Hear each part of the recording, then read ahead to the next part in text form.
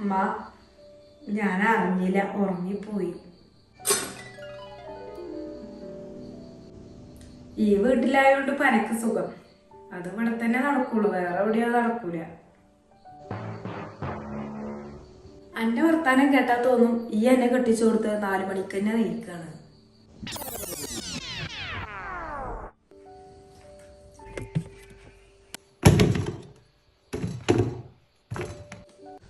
ഉമ്മ ഇത് കൊണ്ടുവന്നോ പോരാ, പിന്നെ ഇതൊക്കെ എടുത്തു വെക്കലും നിങ്ങൾ തന്നെ ചെയ്യണോ?